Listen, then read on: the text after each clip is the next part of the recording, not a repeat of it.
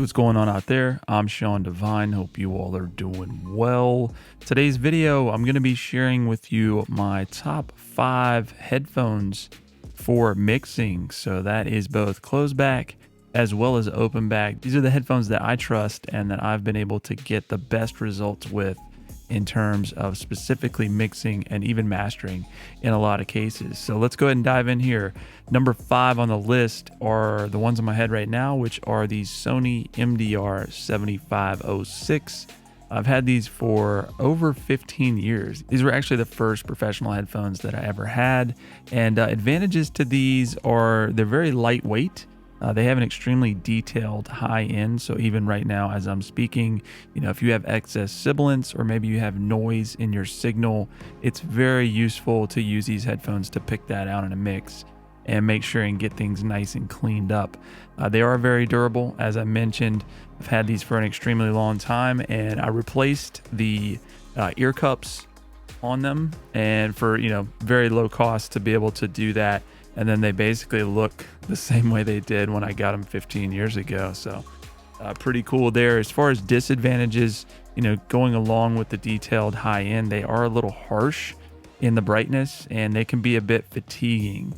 So over time, you don't want to turn these up to excessive levels. And also they lack a lot of low end. They're not a real reliable source for, monitoring sub bass and extremely heavy stuff in certain styles. Coming in at number 4 are the Allo Audio S4, and these are right around €300, 350 USD, and have some great advantages in terms of just the way that they translate. I've done a lot of mixing, even some mastering on these, and they translate extremely well outside of the studio on other speakers. They're also great for long-term wear just because they're very comfortable. Now, these are some of the most comfortable velour pads or cups on any of the headphones that I have in this list.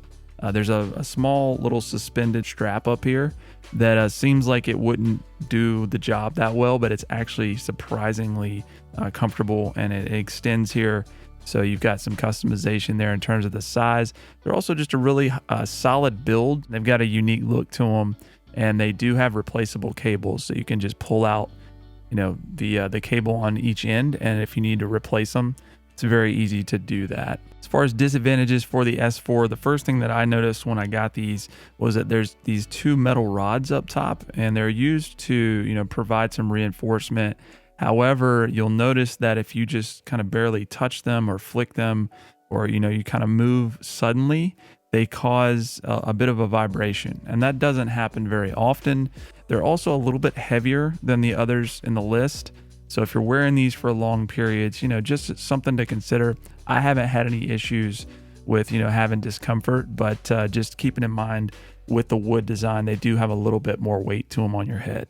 Coming in at number 3 on the list, you see these in most of my videos because they are arguably the most versatile headphone in this list, and they are the Atom Audio SP5. Come in at right around 500 USD, going to be on the upper end, but they do a lot of things well. Advantages for the SP5, they sound amazing. They have a really detailed high end, but it's not the same sort of high end that you get from the 7506. It's not as fatiguing. It's not as harsh. It's just a really smooth top end that you can still pick out a lot of those subtleties that we talked about in a mix earlier. Additionally, the low end is full, but it's not exaggerated. So for a closed back, that can be a bit rare to have that kind of full low end that's not extremely inaccurate. I just find that some closed backs, whenever that cup is against your head, it just gives you an inaccurate representation of the bass. That's not the case with these. They've got replaceable locking cables, and it actually includes interchangeable cables, both straight and a coiled cable. So I have the coiled cable hooked up right now, but it also has a carrying case. Disadvantages for the SP5, they are on the costly side, more expensive on this list than most. They're also slightly more fatiguing due to the brightness in the high end. It's definitely brighter than some of those that you may be used to. And in terms of long-term reliability, it's to be determined. Atom Audio is obviously a very respected name in the business. However, they teamed up with another company for these called Ultrasone. I don't have any personal experience with them, but I assume they'll be fine. We'll wait and see. Coming in at number 2 on the list are the Sennheiser HD650. These are right around $400 US. Advantage, they are truly open. So right now, as I have them on my head, it sounds like I don't have any headphones on. In terms of my perspective, I can still hear the room.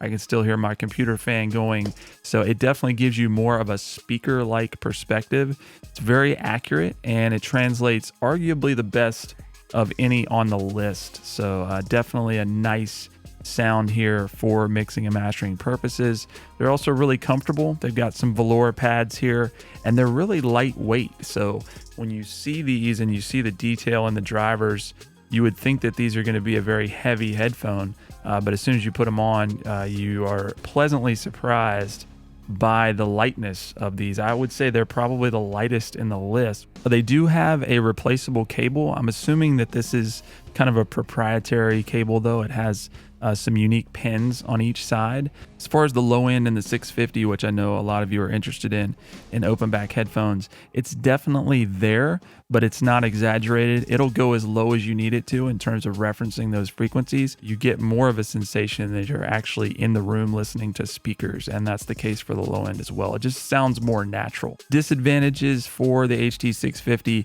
obviously open back rules out, any possibility of tracking. You're not going to be sitting in front of a mic recording. I mean, even right now, you're probably going to get some bleed in the video from me tracking like this.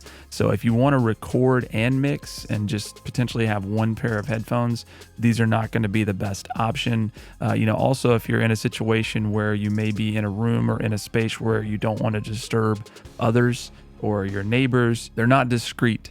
The high end of the 650 is certainly not as detailed as something like the SP5, so it's still there to make accurate representations. But if you're looking for a headphone with that brightness that's going to help you pick out noise and other subtleties that you want to kind of clean up, these are not quite as good of an option. They also require more power, so open back headphones just generally, you're going to want a quality headphone amplifier, or at least have an interface that has a really nice headphone output on it in order to get the proper drive for these to sound their best. Coming in at number 1 on my list of top 5 mixing headphones are none other than the Beyerdynamic DT770s.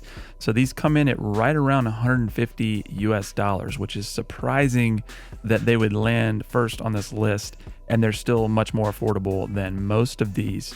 So advantages for the 770, they're extremely versatile. These cushions provide a lot of isolation, and they're extremely comfortable. Just the sound that you get, it's really accurate. It's not fatiguing at all. It's also very balanced. The low end is a bit more full than I would say something like the HD650, but it's not misleading in any way.